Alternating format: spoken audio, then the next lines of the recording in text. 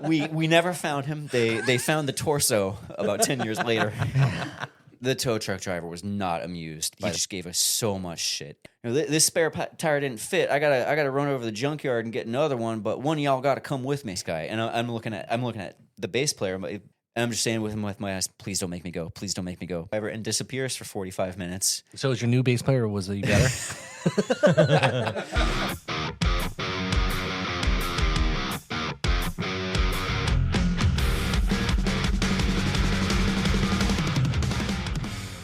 Ladies and gentlemen, children of all ages, welcome to the Riffs and Rhythms podcast. I'm Paul Robertson, and I'm Kevin McLaughlin. How's it going, Paul?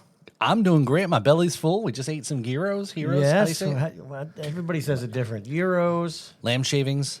Yes, no, it's and a pita. It's a huge thing with PETA because the rare spiral-horned Euro is a type of goat, and it's been hunted to extinction in Greece, but you can find them in certain other continents, and it's been a huge controversy. I don't know, Devin.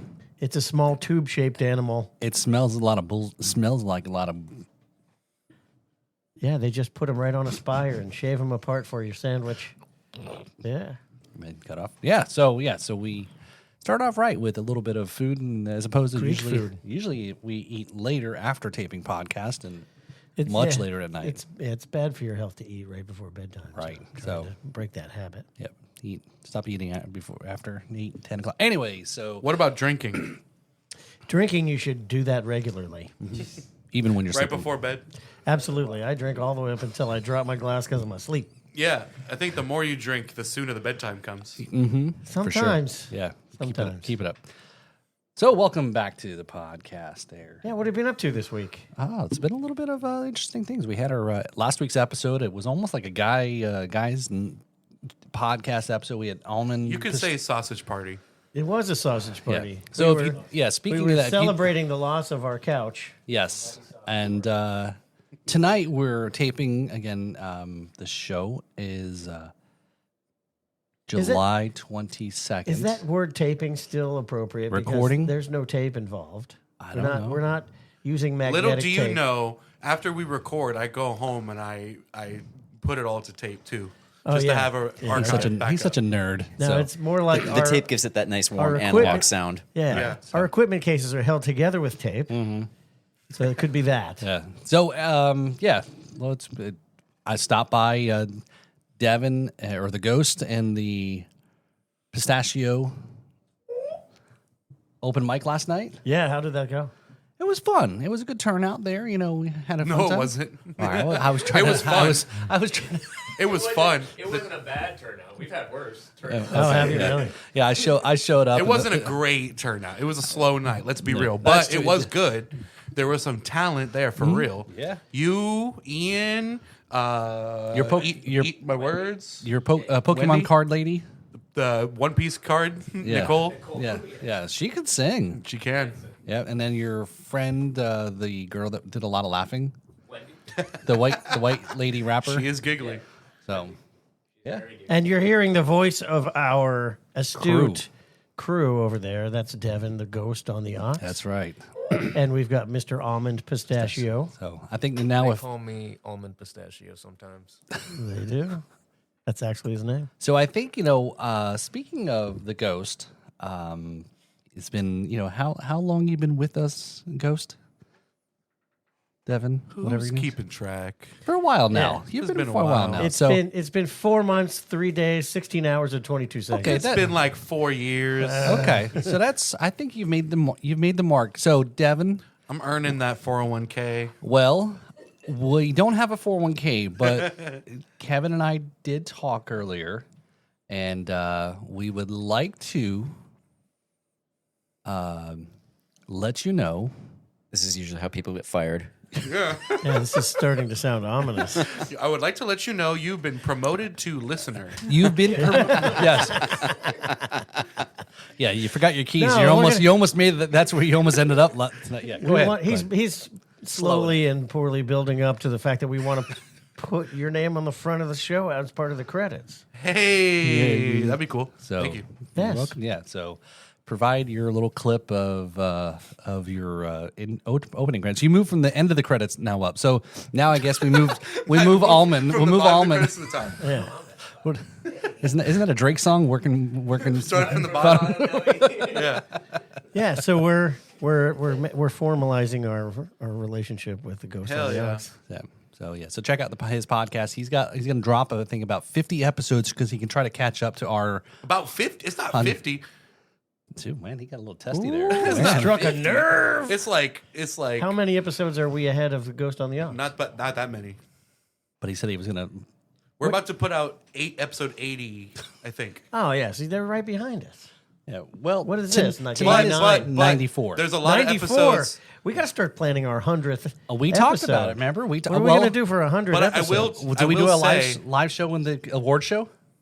We talked about that. We're going to do an award show for the gonna do 100th an episode. award I will say I'm on pressure. episode 80 formally, but there's a lot of unnumbered episodes that are like Oh my! Oh, here we box go. thoughts and bonus content and things. So I count those two. And he was trying to size up the length of his videos to ours. He's like, "Oh, how long is your videos? Mine is like 5 hours." And 3. yeah, because you guys. Yeah, how long is yours compared to ours? The podcast? So also we've got something going on today that's worth talking about. We actually have a guest in the room this week. Well, before you do get there, one more thing to add there. So I'm going to slow. So we got framed. So I did a little work. Oh my! I took our posters. Oh, okay. So Starting with Nico's titanium tart. That one may actually go back to the house since it's signed by Nico. No, you got to leave it here now that we've shown it on the podcast. No. So we do have our framed, our other one, our Riffs and Hell Rhythms there. yeah. So we got that as well too.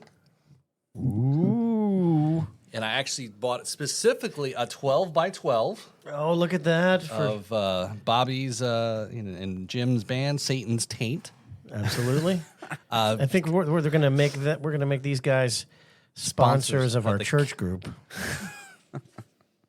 So yeah, so we got some frames to hang up in the room now. So if you're going to be on the podcast, make sure you bring a show poster, and we'll hang it up on the wall here. Yeah, that's a good idea. And maybe we'll recycle and put them in the bathroom on the wall there. Give you something to look at. Yeah, something to stare at. So anyway, let's get back to our guests. We got Sorry. to do that thing that I've heard the story that there's this restaurant that I don't remember where it is, man, but it's like they have a hidden thing in the bathroom where if you like peek under it's like a scantily clad woman, or in the women's it'll be like a hot dude or whatever, and if you like peek under the little thing that you pull up to show where their dick would be, it like sets off an alarm in the restaurant. We got to do that.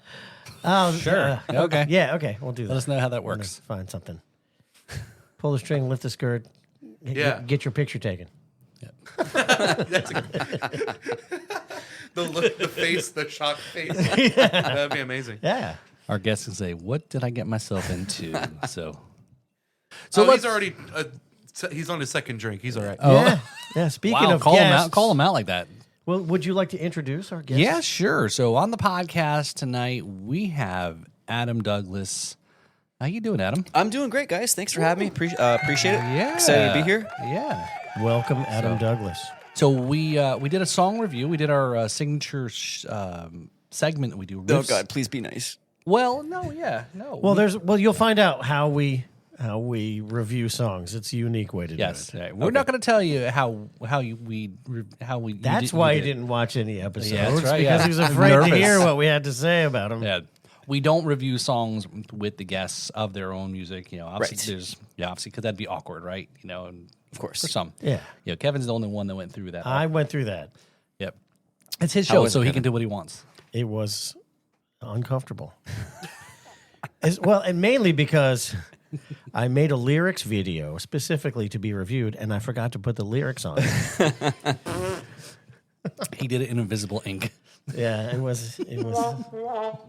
But I got all kinds of new videos out now. I know. I want a do over on a music video review. Okay, all right, yeah. Because now I have decent ones. You got some good Do we have production. Do we have to open it up to other artists to be like, I want to redo? If you have, if you get a better video, we can review it. So- People release new music all the time. Yeah, for sure. So How about you?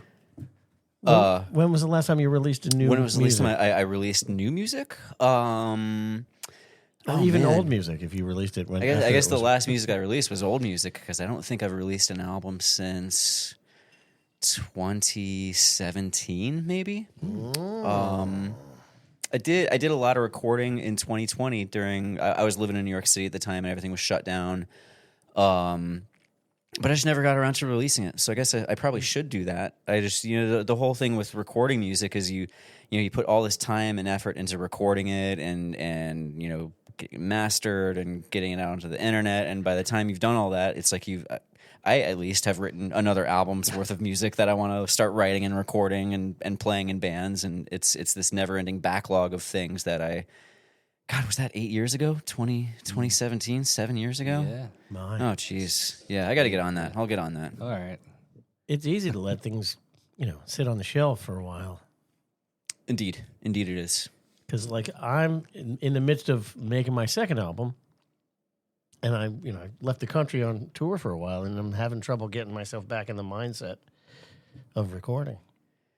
It is a whole art in and of itself, and the art of recording is very different from the art of writing and the art of performance and the art of practicing. They're all very different mindsets that you have to get into, and me personally, at least, I find I get into the vibe of one thing and sort of neglect the others, and then oh my God, I've been writing so many songs, I haven't practiced it all in 3 months. I got to start practicing.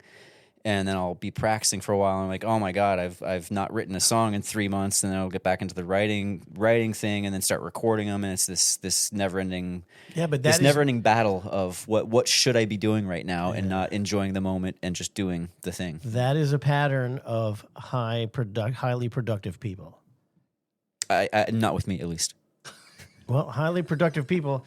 Well, think about it this way. I was dealing with some auto repairs today. So, when you're in the zone of doing something, you need to stay and continue to do that.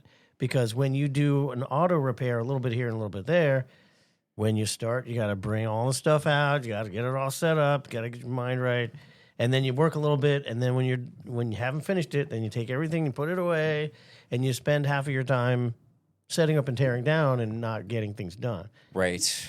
So if you it's a trait, it's a habit, it's an important habit of highly productive people to stay on a stream for a while, and you get a pattern, you can start banging stuff out.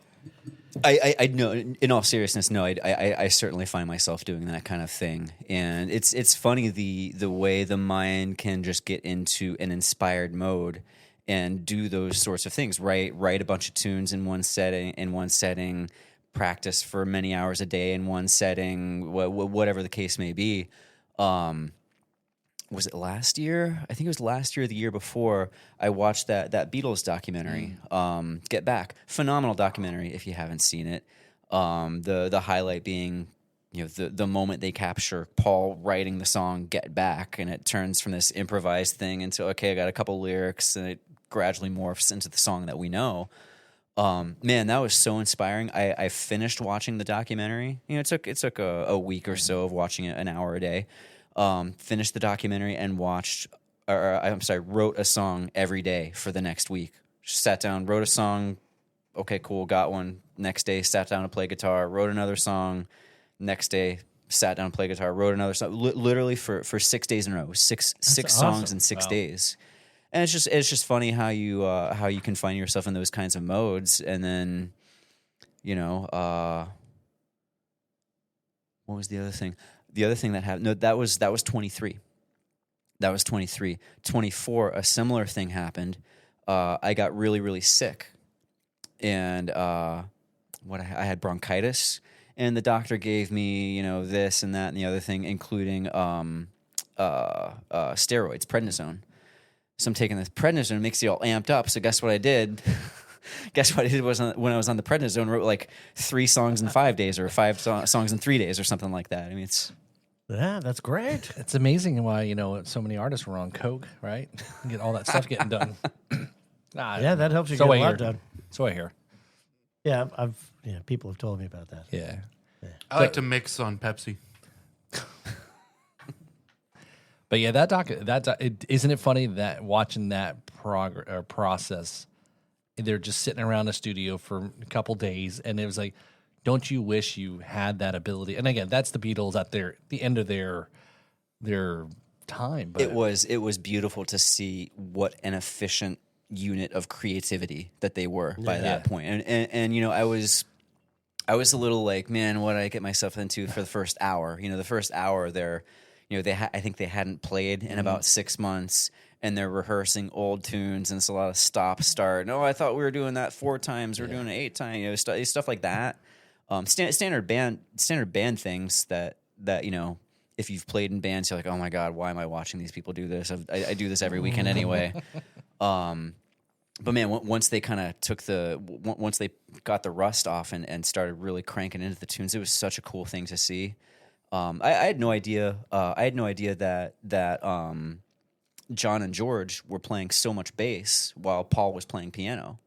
That had never occurred to me. I guess I never really got that deep into the Beatles, and it was cool to see them all like playing kind of the same instruments. John and George were both playing that Fender Bass 6 when they would do the bass lines for when Paul was playing piano.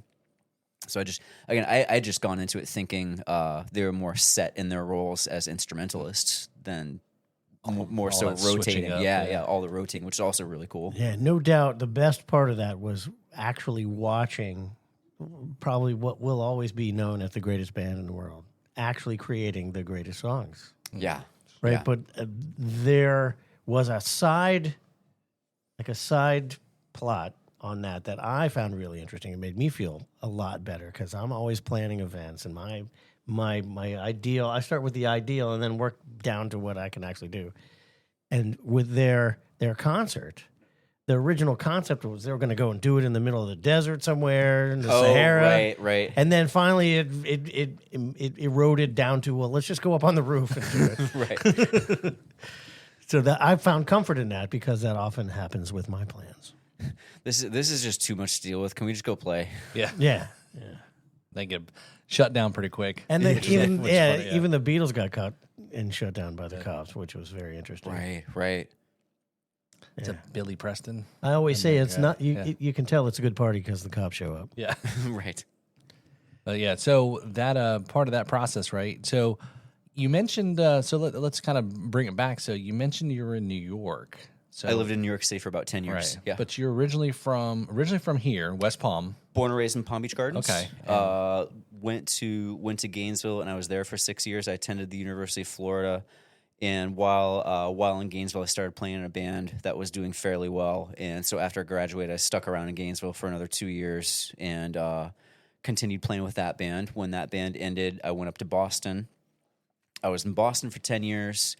And then moved down to New York City, was there for 10 years, and returned to the South Florida area about 3 years ago in 2022. So New York and Boston, all music, though? Or is it? Yeah. Okay. I haven't had a traditional day job since probably 2003 or so, I would guess. Good work. Nice. Good job. I'm trying, man. I'm trying. It's always a challenge. You know, there's always challenges to face in this line of work, but I am eternally grateful that I've been able to avoid that kind of thing. You know, when I first moved to Boston, I was working for a healthcare finance company doing filing. I mean, it was the most god awful work you could possibly imagine. You know, just literally just alphabetizing files. I would have dreams. Oh God, I have dreams. Where I was like looking through files and finding the names of people I knew from high school and elementary school. Oh wow, this person. Oh, it was awful.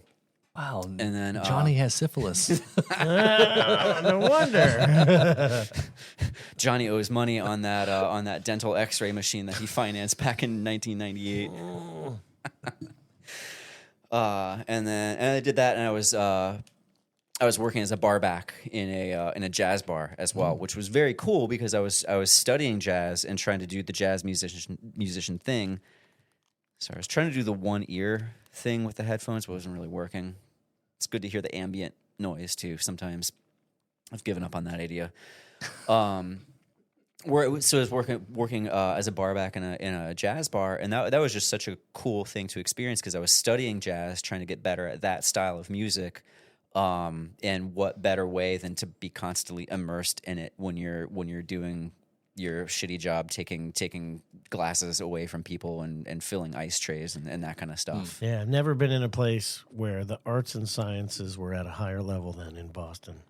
It's such a beautiful And city. music. It's such a beautiful city. I mean, there's such a high level of performance there, and I don't strictly mean musical performance. I mean people doing their thing, performing at the highest level. It is just such a cool thing, and I cannot stand the weather. It's just way too cold there. And you flew south for the winter. And 20 degrees with, when a 30-mile-an-hour wind hits you and it just takes your breath away. Oh man, I can't handle that. And then the spring and fall too, you get the 30 degrees with 30-mile-an-hour winds and sideways rain. And I would come down here and just everything was green. And you could go to the beach on Christmas Day and that kind of stuff. I was like, why do I live here? Meaning Boston, not South Florida. Right. right. But they're different places. They're different places, and both of those cities, both New York and Boston, have changed a lot in the past 5 years, especially with COVID and gentrification and all that kind of stuff. They're very tough places to live in as an artist, and I commend anyone who's doing it there. And I talk to my friends that live in places like Boston and New York City and SoCal and those places that have been traditionally meccas for music, and I tell them about the things that are going on here in South Florida, and they're like, "Wow, dude, you have it made." I think we really have a gem of a music community down here. There's a lot going on. There are a lot of really talented people. There are a lot of really great venues here, and I'm really happy to be back and being taking part in this amazing scene. Yeah. So speaking of one of the venues that's how we kind of crossed paths. You were playing a Flag Day, June. Oh, right, the Flag Day thing at Northwood Art and Music. Yeah, Yes. yeah. Joe is such a great guy. He is, he's just an example of just a class act in this area. He's so incredibly supportive of the arts. The name of his venue sums it up. Right there, art and music. I mean, Right. it's such a great place for artists to thrive. Such a great place for musicians to thrive. As far as musicians go, I'm sure you guys have played there. He's got a full back line. So all I have to bring is my amp. All my bass player has to bring is his amp. Drums, PA, all there. Really? I'm not familiar with this place you're talking Oh, it's about. a great spot. It's a very funky, cool vibe. Very, very cool spot. I have a good buddy of mine who, it started. We've been playing together back since our Boston days. We lived in Boston around the same time. We lived in New York City the same time, and I had been here for less than 6 months. I had been here just a few months, and he called me up and he was like, "Adam, I think it was around December of 22." Which, that probably put it around the 6 month mark or so. He calls me up and he's like, "Adam, it's 20 degrees here. It's going to be -5 tonight. Do you have any gigs that I can come down and play?" I'm like, well, I got this one. It'll probably cover the cost of your flight. He's like, "Yeah, I'm done. I'm coming down. Put me down for drums." I'm like, "All right, cool." And it's built up from that. And he's a good buddy of mine. His name's Rob Mitzner. He comes down probably every 3 months or so, does my gigs, and Northwood Art and Music is his favorite place to play. He absolutely loves that venue. He specifically asks, like, are we playing at Northwood this time? Are we playing at Northwood this time? It's just such a great scene. The crowd is so supportive there. I'm not really a beer drinker. I'm more of a rum guy, but he says the beer selection is amazing. They've got James Noble's beers there, so that's always a good choice. And it's just this cool, like, I wouldn't say it's a Quonset hut because it's got the A-frame It's like sort a of construction. barnish kind of. You feel like you're playing in like a theater. It's very kind of open. thing. Yeah. Very old Florida. He's got the surfboard Northwood on. Art and Music. Northwood Art and Music. Yes. So you also on that bill was Bethany Lynn with Hot Toddy, Oh, past guest. Yes. yeah, So Bethany's. She's great. Yep. Bethany's on the schedule for the festival. Yep. So, and then Apostoli. I saw Apostoli play. Oh, he's tremendous. Oh, yep. His band was so good. He's also on. The festival as Yeah, well. he's too. on the list. Yeah. So yeah, so it was a cool event. I was out of town, but I know that's how we connected because there's a couple charities that were part of the event. Right. One of them was Network for Making Change. I think I'm saying it right. That's friends of ours, Mr. So they Mari. take dollar bills and they turn them into coins. Yes, That is change. an Yeah, important making- charity. Yes. Network for Making Change, yeah. Like at the arcade. Oh yeah. wow! Why would they do that? Hey, 4 quarters is the same thing as $1. So that's it's important service. a I guess part people of need laundromat change and parking meter change. Yeah, it could be that. So, Yeah. so they also have an indoor and an outdoor stage. So did you play? Were you playing inside or in the container? On the Flag Day Flag Day event, we were indoors. Okay. I've always played indoors when I've done gigs with my band there. I've done gigs with other groups there as well. And one of them was a jazz and blues festival that he put on, and we did do the outdoor thing. Okay. I know indoors has the PA system, Okay. which is the biggest sell for me. If I don't have to bring the PA, that's like, yeah. See, I don't know. I think it would be a great venue for the Blues Society, but I don't know if that's too far south now to reach for Right. Treasure Coast Blues Society.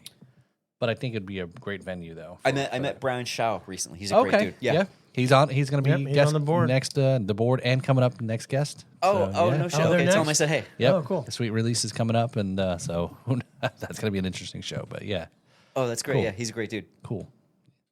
So the so that was a cool event. That's a unique place. Parking's a little tough though. I think down at that location because it's somewhat industrial area and I don't know because the bands park in the back to load in, Right. so I have not had issues with parking Yeah. other than I think maybe once they forgot to unlock the gate that we Okay, go through yeah. and I had to drive around and get someone to unload such a huge inconvenience. Yeah, because they usually park the food truck right in the backside too. Yeah, Yep. exactly. Yep. So Exactly. yeah, it's pretty cool. And that's another thing too about that gig. Easy load in. The PA system is there. The drum kit is there. Drummers just have to bring cymbals, hi-hat clutch, snare. I just bring my amp and pedals. The bass player just brings his amp and pedals.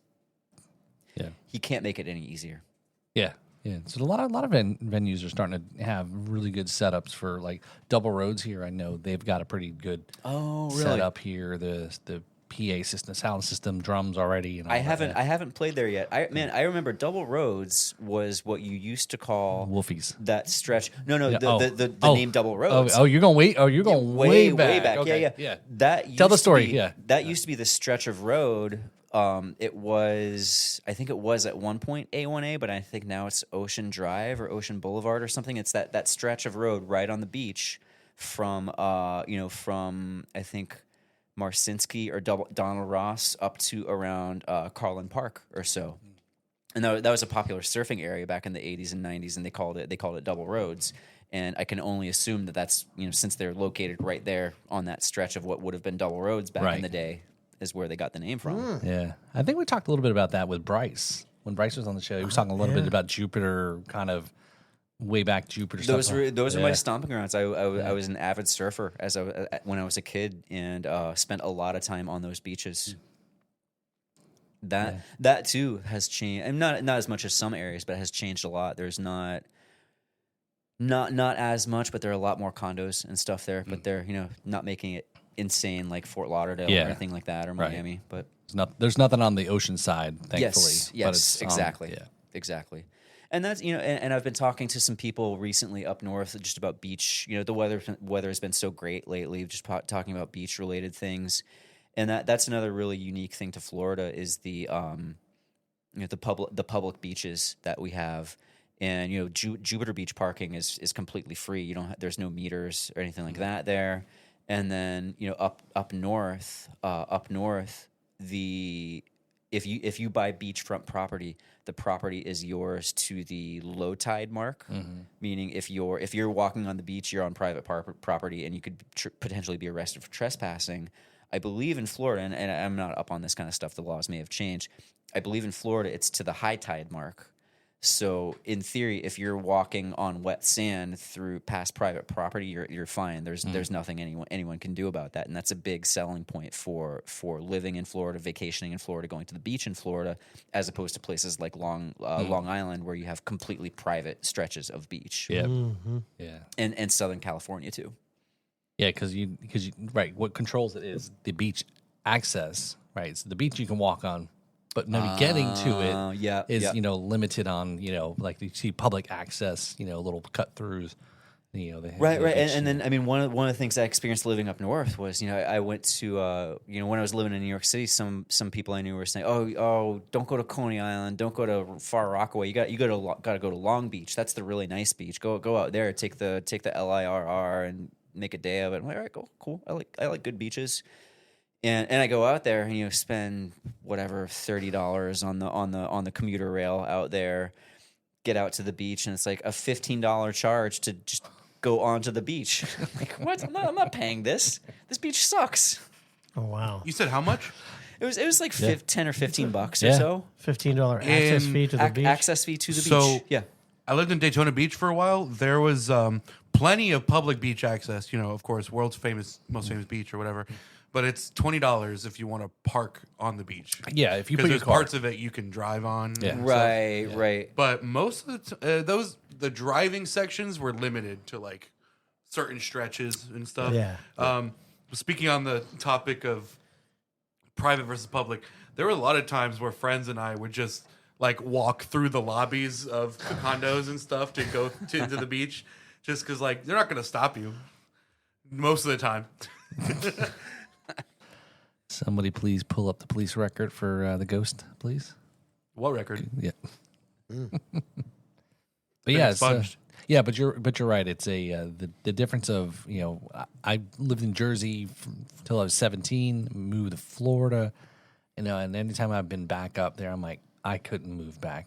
It's just too gray. It's just again, you live in Florida. It's like I said, green. It's open. It's except tonight. The thing that I like about the North and anywhere like in the Northeast is that whatever you want is close.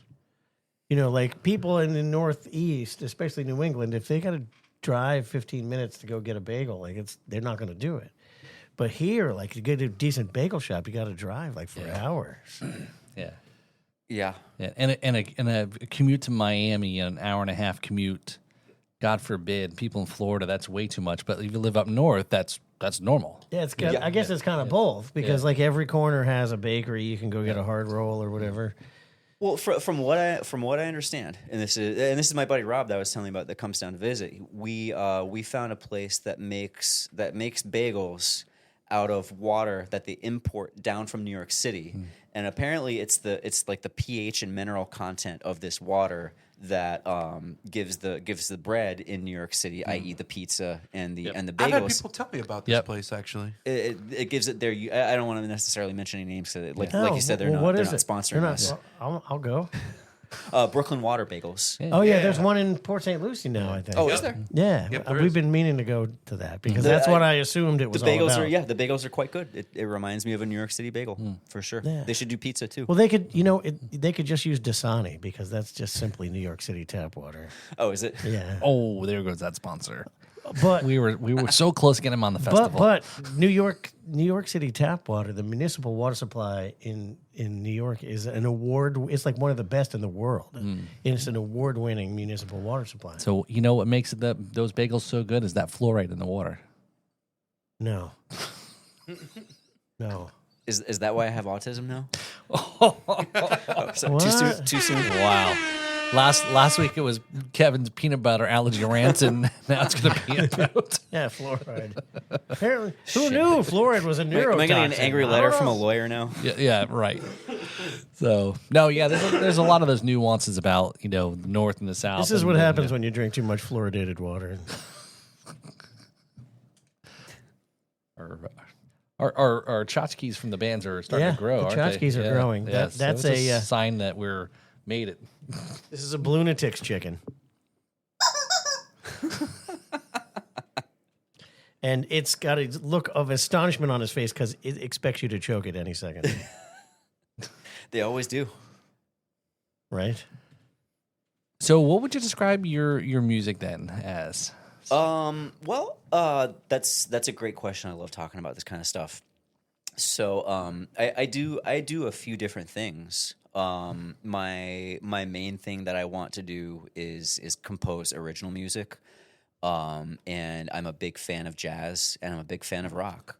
And I've put a lot of time in composing original songs in both genres. And I'll do the cover band thing because there's a lot of that type of work around here. And I'll do gigs playing jazz standards, gigs playing I try to avoid the standard bar fare like Honky Tonk Women and Mary Jane's Last Dance and those kinds of tunes when I do cover gigs.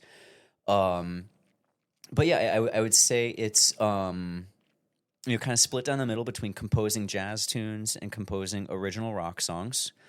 I've always been a big fan of like weird, interesting sounding compositions. When I was trying to get deeper into music and figure out more things about music, I discovered bands like Frank Zappa and Fish that the earlier stuff that had those really complex, intricate guitar compositions.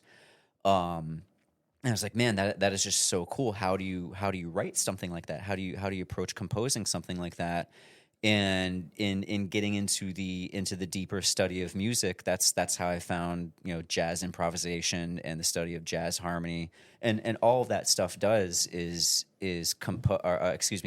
contribute to the songs that you're composing. I love improvisation as well, but none of that stuff means anything if you don't have a tune to play it on, and that's why guys like Thelonious Monk, so many of his tunes are played on a regular basis on jazz gigs. That's why the Grateful Dead, so many people are dedicating their entire band to playing nothing but those songs. They're great tunes. They're really, really good tunes, and that type of songwriting, that sort of weird, quirky, sometimes complex, sometimes not. That's what I've tried to do with my stuff, whether it's the jazz compositions or like the rock songs.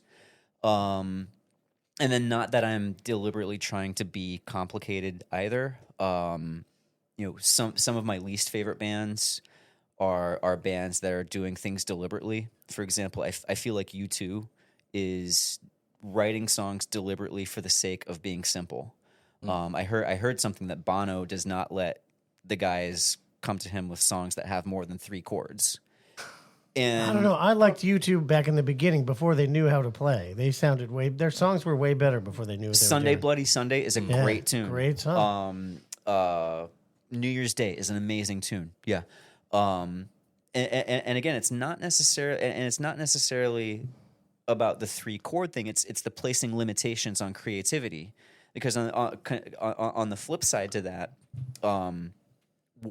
when I was trying to find more interesting music, more complicated music, and figure that kind of stuff out, I discovered the band Yes, and I got really, really into those guys for a while. I had a bunch of their albums, learned a bunch of their songs, and then kind of stopped listening to them, and then revisited the tunes.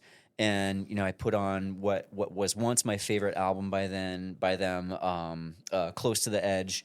And after 5 or 6 minutes of the first song, I was just like, no. Which again is kind of just the opposite end of the spectrum from U2, just complicated stuff for the sake of being complicated. And what I found myself over the years, for me at least, that holds up is listening to tunes that are just good musicians playing. Mm-hmm. And sometimes it's complicated because they're good musicians, and sometimes it's not complicated because it's just music.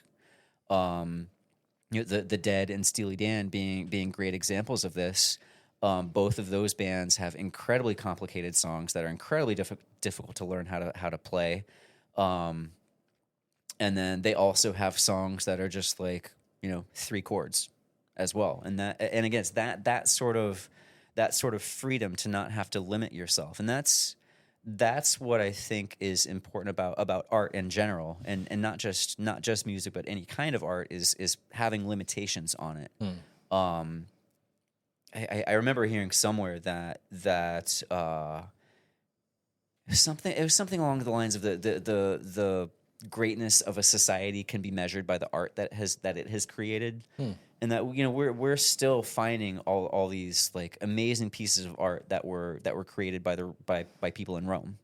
They just recently unearthed some not terracotta, like a tile mosaic from Pompeii that had never been discovered before. Just in the past 2 weeks or so.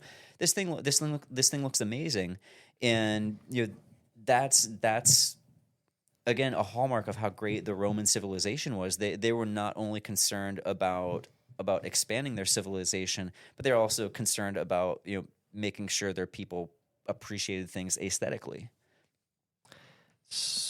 Yeah, so you're talking about the difference between art for art's sake and creating an artistic work for commercial purposes, is what it sounds like. Yeah. And not that creating art for commercial purposes can't be great. I mean, the Golden Girls, that theme song, that's a great theme song. A lot of these TV show theme songs, man. I would love to write a TV show theme song. Sign me up for that. I hope it's like a 10, 15 season BMF. Syndication forever. Yeah, right. You could write one for us. I've actually got a melody. It's this melody that keeps popping in my head, and I'm sure you guys get earworms too. It's this melody that pops in my head probably once every 6 weeks or so, and it just stays there for like 3 or 4 days. I'm like, man, I should just write this down and make a chart for it and make my band play it, so that every time the song is stuck in my head, I can torture the rest of the world with this freaking melody, because it's totally like an 80s theme song for a TV show. Yeah, well, some of our favorite melodies from childhood were television themes. Right, yeah. I mean, they're the nursery rhymes of they're the nursery rhymes of this time period. So the song that we reviewed, and we won't get into it because we want you to go back and digest a couple episodes ago. Yeah, we're going to work you for another view. Yeah. Of course. But it was a song, Hypnotize. Yes. Okay. This was really a real great treat, Thank you for that. Is because I remember afterwards, Kevin was listening to the odd time signature, right? Yeah, that thing changed time signatures multiple times. A couple of times. Yeah. Couple of times. I keep telling you, it's all 4/4. Everything is 4/4 unless you count. If you want to count like a big dumb nerd. Yeah. But again, now getting a little bit of background on what you're talking about is your influences or the style, and now we get it, right? We don't see very often bands that are local here doing some odd time signature kind of stuff in their original music. Well, I mean, seven, for example, is easy. Seven, you just kind of 1, 2, 3, 4, 5, 6, 7. 1, 2, 3. Yeah, right. No, I can't think in 7. I just thinking I dropped an 8th note. Interesting. The 1 came sooner. Right. That's what she said. Yeah, one of my favorite musician quotes is I was at a Steve Morse clinic. And, he's so good. Somebody was like, is he still up in Ocala? I know he's in, yeah, I think so. Okay. Somebody was, and I can't remember the name of the song. Somebody was like, what time signature is blah, blah, blah in? And I can't remember the name of the song. And he's like, in 4/4. And they're like, what? And he's like, wait. And he starts playing. He's like, oh, well, it drops an 8th note there. Oh, and there's a measure 3. And then, I don't know. Well, I teach guitar lessons as my day job. And one of the things that I had happen in, this is around 2017, 2018. I was still in Brooklyn. A kid came and started taking lessons, and he was completely self-taught. Maybe took a couple lessons as a kid, but then just tab sites, YouTube lessons, that kind of stuff. And he's like, yeah, I'm super into math rock. You know, here, can you help me figure out the counting on this tune? It's in like 21 or something. I'm listening Math to rock? math rock, yes. And he's telling Never you, heard that he's term. telling me that, you know, some tunes like 21-4 or something. And I'm listening to it. And I'm like, okay, this is just three. This is just, you know, 12 measures of 4/4 and then a bar of 3 at the end. Like, just count it like that. Don't count to Overcomplicate. 21, man. Yeah, right. What do you do when you get to 11? It's like the joke before, 11. Right. And a lot of people get hung up on, right, is those odd time signatures that just break it down to a smaller. It's the old joke about musicians having a hard time counting past 4. I mean, it's funny. It's funny because it's true. You just break it down into smaller chunks, and then another thing, a really good bass player said to me when we were playing together in New York was like, really funny guy, Venezuelan dude. His name is Dan. I was like, man, I don't count this shit, man. I just you just got to feel it like a groove. And I'm like, man, how the like I understand that, you know, it's necessary to intellectually understand it as a groove and play from feeling. But the fact that he wasn't really counting any of that stuff is mind-boggling to me. The amount of musical talent that goes into just feelings, and we did Hypnotized in that group. The fact that he was going on that tune completely by feel is just mind-boggling to me, because everyone I know that has played that song well has read it and got it off the page into their head via reading, and he's just like, yeah, I just know how it goes. That's good. Yeah, Dan's great dude. We're still in touch. Oh. So, Adam, one of the segments we've got on the show is called a Tales from the Road. You got any good road Tales from the stories? road. You know, How much time do I have? uh-oh. We do our own episode just on that. Yeah. Let's see.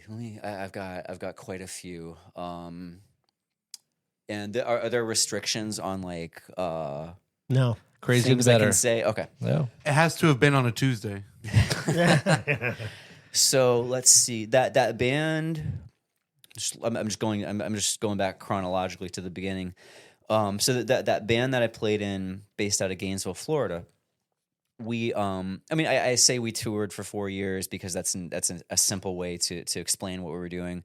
Basically, you know, we started going out. We'd play on Friday in Gainesville, and then Saturday go to Jacksonville or Savannah, and then, you know, meet a band in Savannah, and they're like, oh, we're playing in Macon next weekend. You want to come open for us? And then we go, you know, do Thursday in Macon, Friday in Savannah, and then Saturday back in Gainesville, and just gradually over the 4 years expanded so that, you know, we would go out and do, you know, say Savannah to Statesboro to Macon and then back to Gainesville, or Savannah to Macon to Atlanta and back to Gainesville. One time we did like Valdosta to Knoxville, Tennessee, over to Mobile, Alabama, and then New Orleans after that. wow. So we did a lot of stuff on the road, but we usually came back on Sunday, chilled in Gainesville for Monday and Tuesday, and went back out. And so, you know, we were young kids. We were like 20. I think I was 22 when that band broke up. So we were young, cocky kids. We'd argue about whether or not the sky was blue. No, fuck you, the sky is yellow. You know, that kind of stuff. And it was just like all these games, and it was like, you know, shotgun, and someone called blitz and run and tap the car and jump in the car after you called shotgun. So you had to call shotgun, no blitz. And then the keyboard player had an 88 key Fender Rhodes piano. I mean, that you guys know those things. They probably weigh 300 pounds.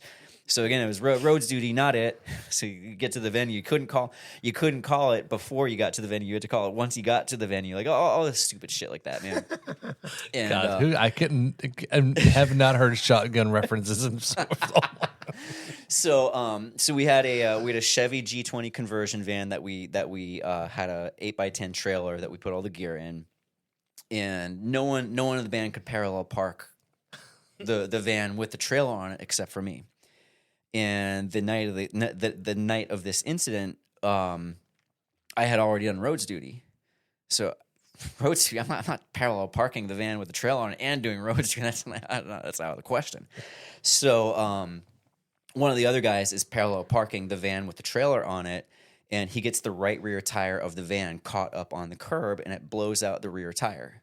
And we're just like, oh, fuck, man, come on. Could it get any worse? So two guys are changing the tire. 2 guys are loading the equipment out of the club. And meanwhile, the club owner, this is in Savannah, Georgia. Club owner's just like, oh, y'all be fine to get to Atlanta tomorrow and then drive back to Gainesville the next night. You know, these spare tires, man, they're made to last. You know, you can really get some miles in on them. For dumbass 20-year-old kids, we're like, oh, okay, cool.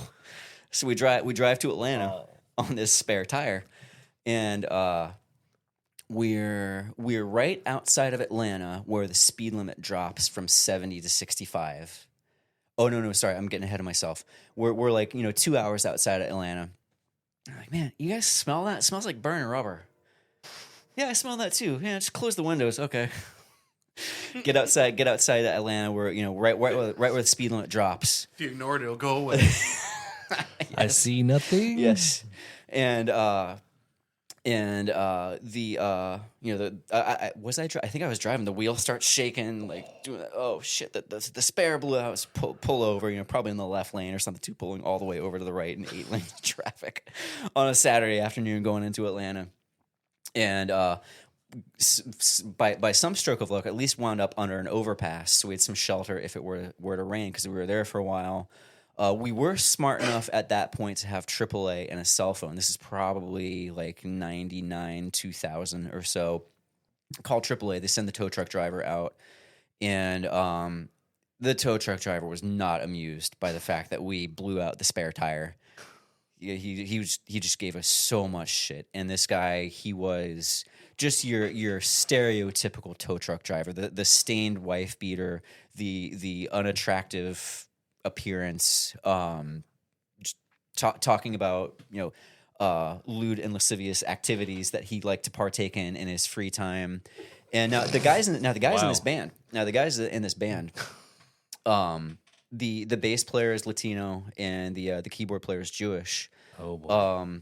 This tow truck driver, after he gets done giving us shit for the spare tire and telling us terrible things, then proceeds to tell us the most racist joke I have ever heard in my entire life. I will not repeat this joke ever again. Darn. It was seriously like fucked up, man. Like, wow, really? What the fuck?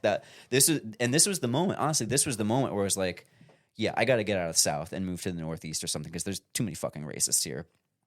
And so he's like, well, so he's got the spare tire.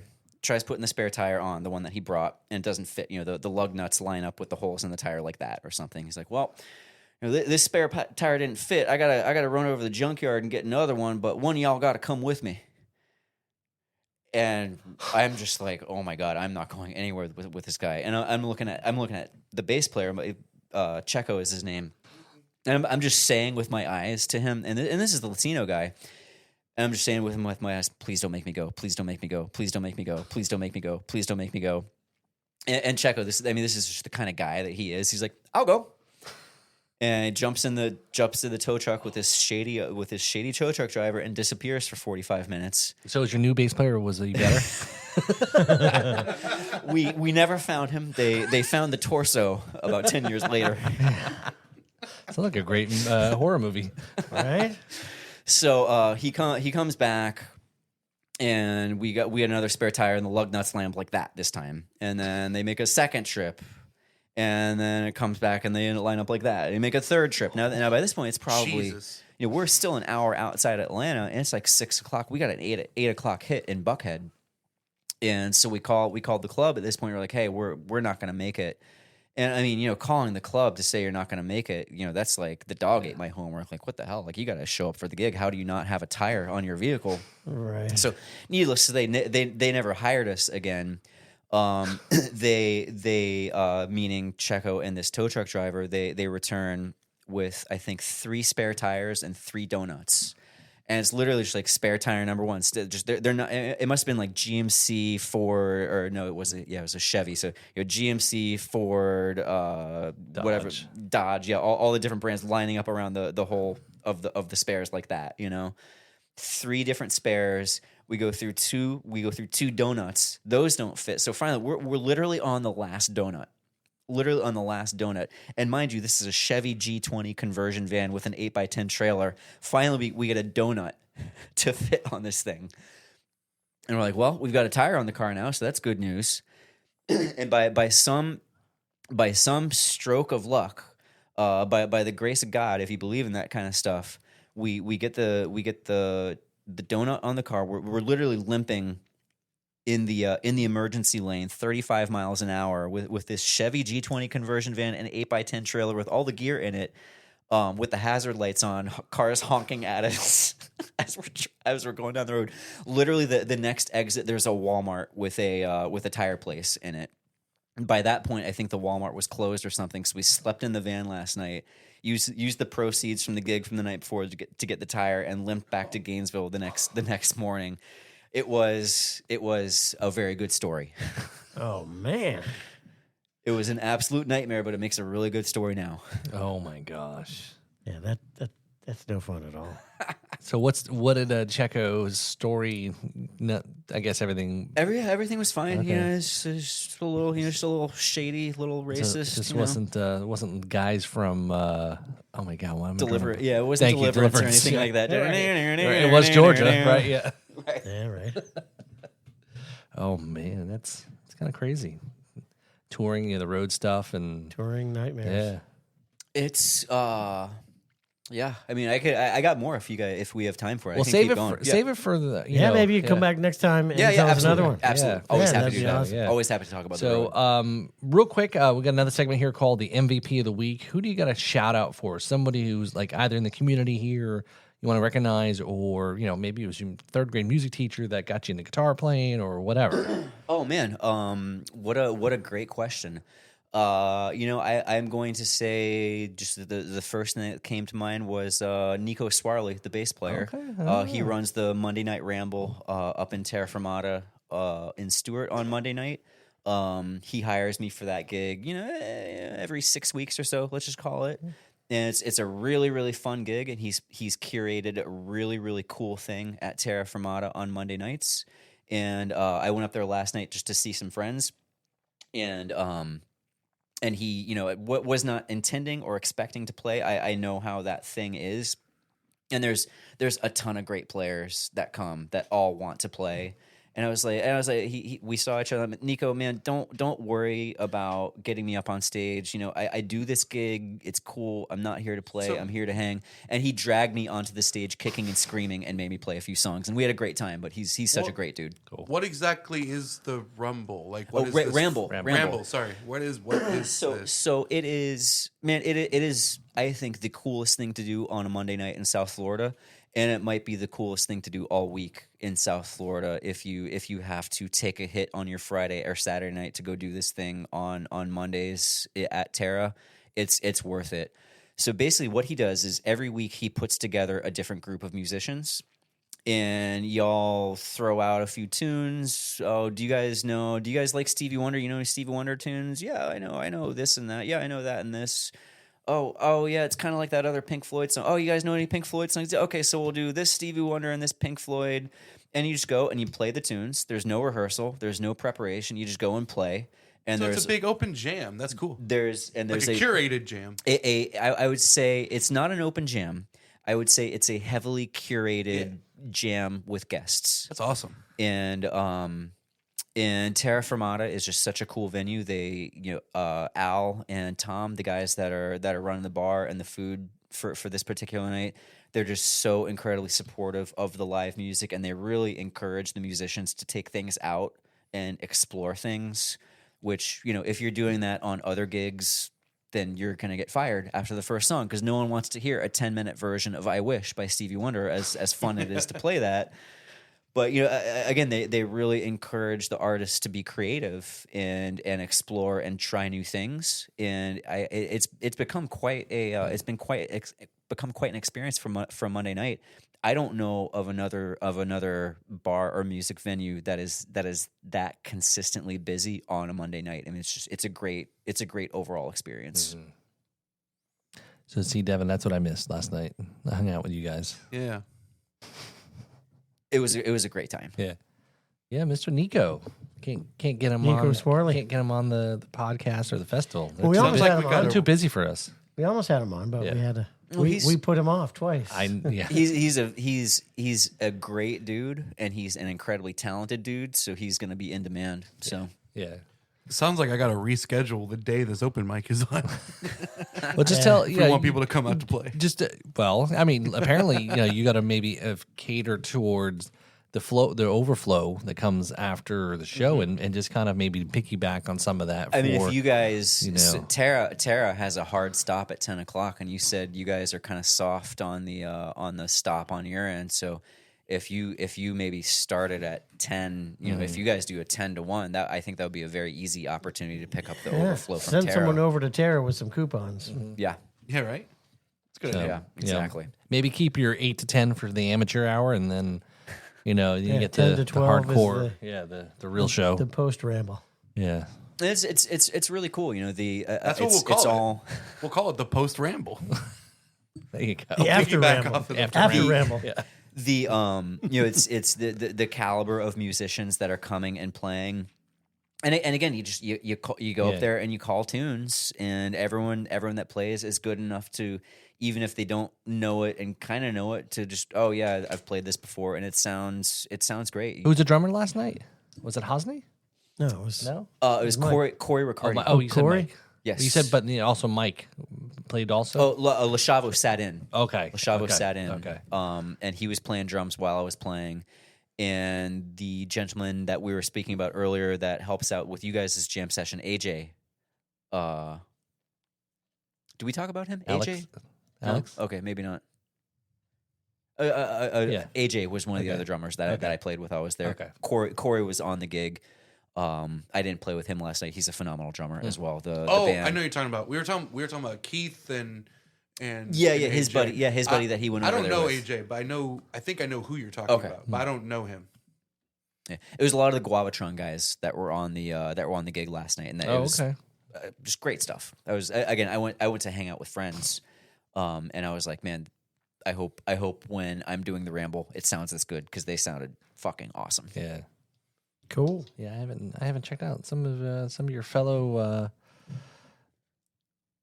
Allman Brothers Brothers After All guys are on the ramble. Oh, yeah. Right. So are they? Yeah, I've seen a couple of the names that I've are never been to the like ramble. Pete. Yeah. Oh, you playing Brothers After All? I used to. Oh, cool. Cool. I know a few of the cats. Yeah, all the good cats from guys in that yeah. band. Yeah, for sure. Lashavo plays drums in that one, Yeah. right? Yeah. Yeah. Very cool. So, Adam, what gigs you got coming up here at end of July, beginning of August? Let's see. So this coming weekend, the podcast won't be out yet, so I don't have to talk about this weekend. The following weekend would be August 2nd, the Saturday, and I'll be performing with my band at City Place, which is formerly known as Rosemary Square, formerly known as Rosemary Scare, formerly known as The Square, the place with the fountain and the big brightly colored tree. We play from 6 to 10. And it is a really cool gig. It is a really fun gig because you're right there in that central part of West Palm Beach. You've got the Spanish architecture. You've got the greenery for the city. You've got the palm trees. You've got the fountain.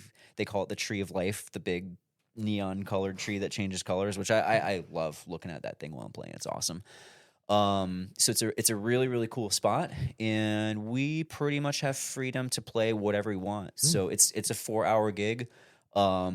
The guys I'm playing with currently don't know 4 hours worth of my material yet, but we do the full original catalog and whatever covers that I like, which is usually the deep cuts from like Steely Dan and Stevie Wonder and stuff like that.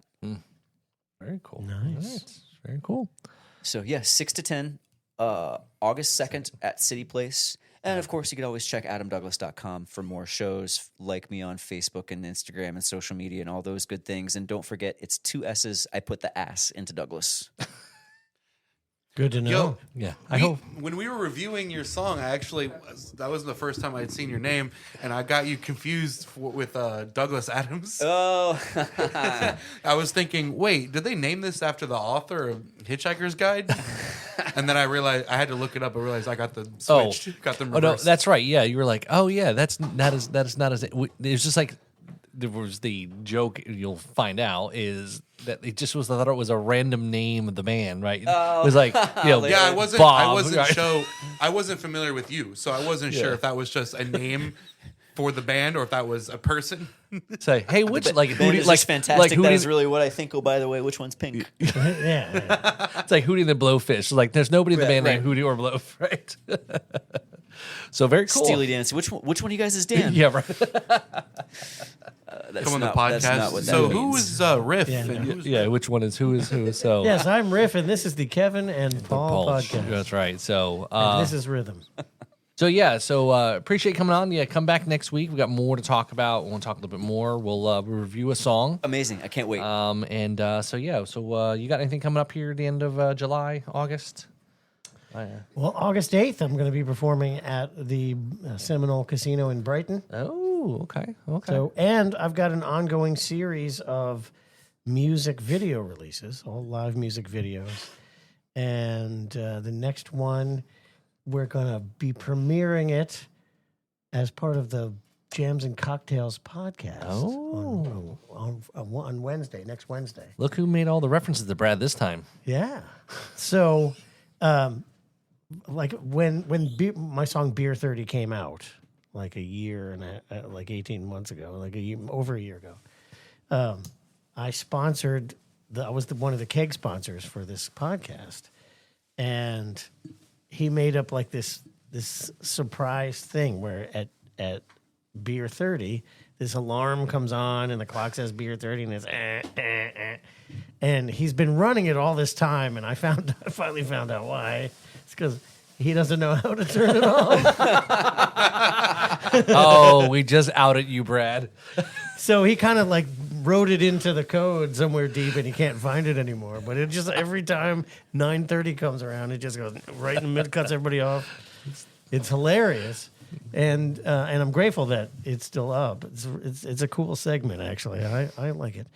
But to tie in with that, I'm gonna do the beer sponsorship for August, and the first podcast in August is gonna be the Beer 30 premiere. But I've got 3 premiered already, 4 premiered already, and there's 3 more to go. Cool. So August 7 in total.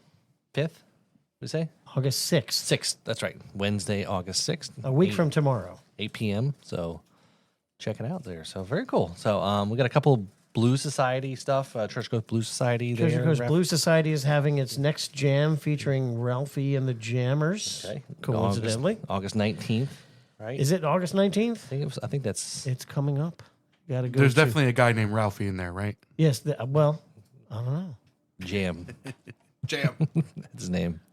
But yeah, Adam is Treasure Coast Blues Society monthly jam up in Fort Pierce at the Public House. So a really cool cool. event. I've seen that place, yeah. Yep. So Yeah, and we're gearing up for our big blues blast, a second annual big blues blast, which will be at Double Roads but and also in March or April of next year. the Church Goes Blues Society challenge, right? Yes, For the IBC. Treasure Coast Blues Society has the local blues challenge, which Right. sends someone to the International Blues Challenge in Memphis every year. Yeah. So if you got original music and blues, and Attention, blues enter. players. Yeah. There's room on the roster. so I got some blues tunes in there somewhere. Maybe Okay. I'll look into that. I can tell you from personal experience, it's great. It sounds like a real good time. Yeah, it really is. So $20 to be a member, and great local thing. You know, Yeah, $20 for the whole year to be a member of the Treasure Coast Blues Society. And the mantra or the purpose of the Blues Society is to keep the blues alive. Yep. As it should be. Yeah. Yep. So And we can't allow that as a genre to fade into the shadows. yep. So we're not really a whole lot. I don't have any gigs coming up there. Gigs. And then our own festival is Our coming. own festival, that's right right. down November 7 and 8 on your calendar. You will be at the Martin County Fairgrounds on November 7th and 8th to see the Riffs and Rhythms Music Festival. Yep. Part 2. That hand gesture was a Jedi mind trick, is what he was doing there. Yes. So This is the date you're looking for. It's not like a Tourette's tick. Don't worry. yeah. So 2-day event and 2 stages. A lot of great opportunities. If you're a vendor or anything in between, we're fine. 2 stages and a lot of stooges. That's right. Double. I thought, Devin, we need to do some of our commercials and say, the double mint twin, double your pleasure, double. We're gonna do double the riffs, double the. Yeah, Double the roads. Yeah, rhythms. Played in double time.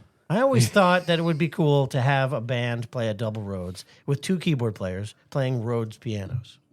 Wouldn't that be cool?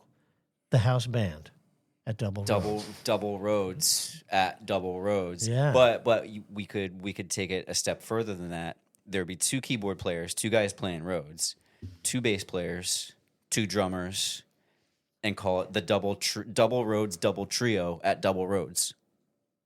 Are we back to math rock here? Yes. Okay. It made perfect sense in my mind. Yeah. Fair Just enough. visualizing it. It's called 6 for short. Yes. Just don't count that last one. The double Rhodes double trio. Well, cool. So this is great. Learning more about you, and again, you're here in the West Palm area, and getting the word out there. Well, thanks for having me. I really appreciate it. It's great to be here. It's definitely cool. Great stories about your road stories. So, all right, we're ready to. We're dangerously close to bringing this into a close here. A sudden screeching, painful stop. All right. Well, that was it. Get out. Do we See say? ya. Do we wave? Go say away. bye? Oh yeah, we can. Or we could do the whole, do the whole thing. I see Bobby and I see Cindy and I see Jeffrey. Good night, John Boy. Go fuck yourself, San Diego. There you go. Yeah. Good night and whatever. There you go. Good night, All right. Cleveland. So, thank you for tuning in. Don't forget to like, subscribe, follow, do all that stuff there on the B3 Podcast Network, our audio channel there with the Brad Brock Jams and Cocktails show, our show. Drums and Rums, whenever I get around to it, I'll still keep plugging that. And also Ghost on the Ox. And also come to the Ghost on the Ox open mic at Dirty South after the Ramble. There you go. Okay. So, did you just slide in on our podcast network there on the audio? Yes. Oh, okay. All right. So, and our YouTube channel. So, yeah. So, like, subscribe, do all that cool stuff. We got a lot of cool stuff going on. Patreon, too. We got some stuff out there on Patreon. So, Adam's going to tell us that bad joke, and we'll save it for Patreon. So, you have to subscribe to find out. Don't worry, I have how- a censor button. Yeah, that was the joke. That's hilarious, You isn't missed it. All right. So, let's get out of here. Let's wrap this up here. All right. So, thanks for tuning in tonight. I'm Paul Robertson. I'm Kevin McLaughlin. This is the Riffs and Rhythms Podcast. Cheers. Good night. Cheers.